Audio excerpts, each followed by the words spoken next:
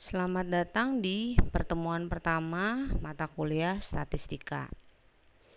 Di pertemuan pertama ini kita akan membahas mengenai pengertian statistika dan juga mengenai penyajian data.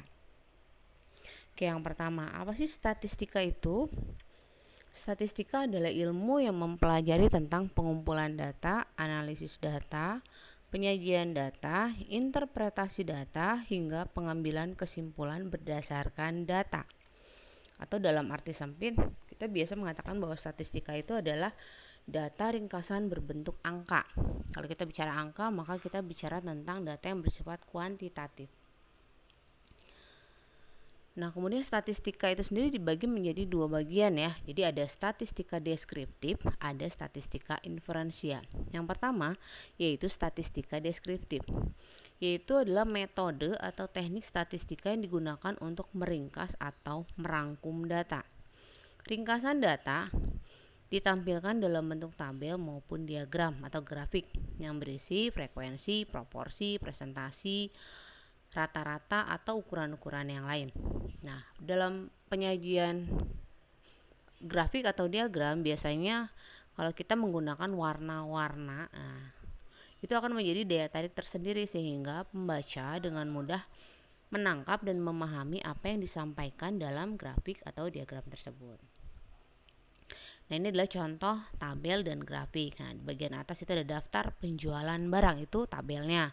Kemudian di bawah adalah grafiknya, grafik penjualan barang. Grafiknya warna-warni ya, jadi lebih interaktif. Oke, kemudian yang kedua yaitu ada yang namanya statistika inferensial. Nah, coba kalian perhatikan gambar. Di situ ada gambar diskon atau gambar gratis ongkir, free ongkir. Nah, statistika inferensial itu yaitu metode statistika yang digunakan untuk menarik kesimpulan berdasarkan data atau ilmu yang mempelajari tentang cara pengambilan kesimpulan secara menyeluruh atau biasa kita sebut dengan populasi berdasarkan pada data sebagian atau sampel dari populasi. Nah, dari ilustrasi di atas, coba kalian perhatikan gambarnya. Kalian yang sering belanja online pasti akrab dengan yang namanya promo diskon atau free ongkir. Nah, di antara dua promo tersebut, mana yang lebih disukai oleh pembeli? Untuk menjawab pertanyaan tersebut, jika kalian adalah seorang pedagang, maka kalian bisa melakukan survei. Bagaimana caranya?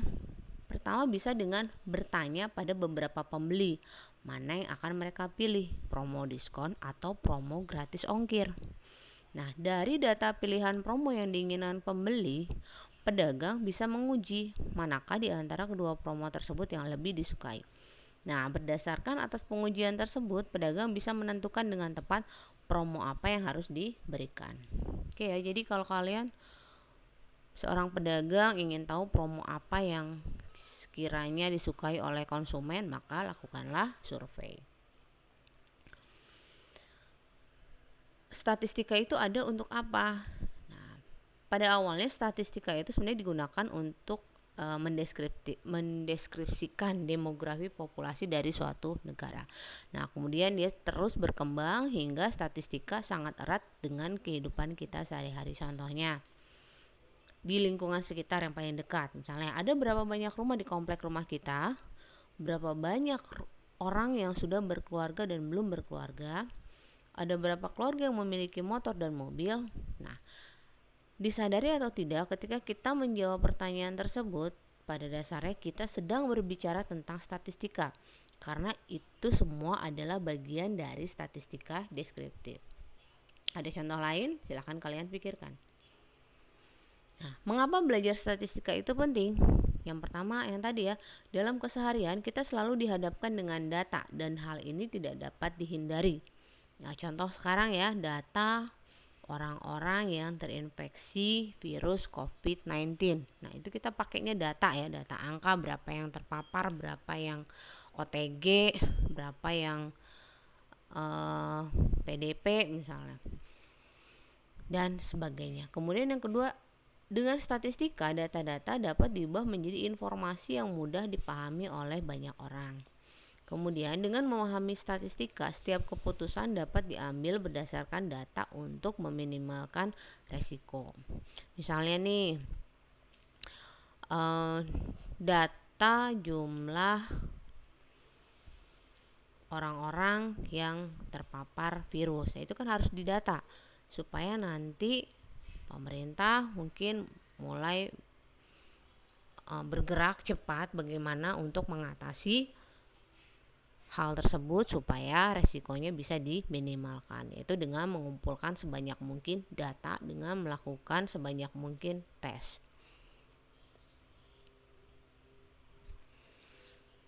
Oke, kemudian pengetahuan tentang statistik itu membantu untuk yang pertama menjelaskan hubungan antar variabel. Oke, misalnya seberapa besar pengaruh X terhadap Y, artinya nih misalnya seberapa besar sih dampak dari penggunaan masker terhadap seseorang yang terpapar virus misalnya.